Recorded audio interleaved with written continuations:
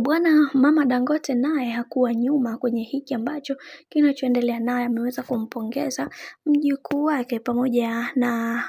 mama yake mzazi huyo mtoto Zawadi, na ameweza kufunguka vingi akisema ya kwamba ama hakika wewe ndio kila kitu katika maisha yetu, na tunaamini kupitia wewe kuna wengi ambao watakaojifunza vitu vingi, kwa sababu kuna baadhi ya watu walikuwa wanatutukana na kututupia maneno makali juu yako, ila nina imani kwenye hiki watakuwa wamejifunza. Wanasema siku zote msiongee mkamaliza, kwa sababu kuna vingi ambavyo vipo na kila mtu anatamani sana kuweza kuhakikisha kila kitu kinakuwa katika misingi na mikakati iliyo bora, kwa sababu kila mtu anaamini ya kwamba hakuna binadamu ambaye aliyeweza kukamilika. Hivyo ni swala la muda na tuendelee kuombeana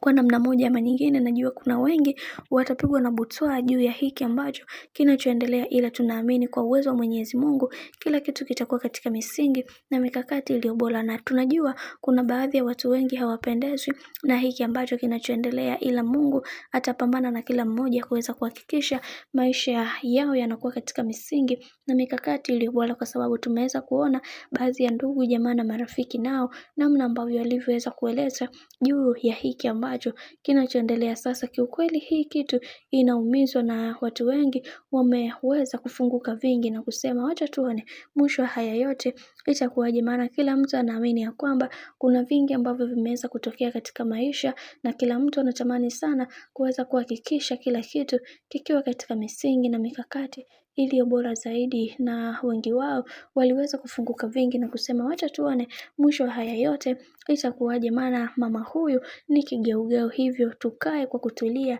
juu ya haya ambayo yanayoendelea kwa wakati huu. Bwana, mambo ni mengi sana juu ya hiki ambacho kinachoendelea kwa sasa. Mimi naomba nikusihi kitu kimoja, kama ndo mara kwa kwanza kufuatilia channel tupendwa hii hapa ya Vizuza Media, basi nikusihi usisahau kusubscribe, kulike, kushare pamoja na kucomment.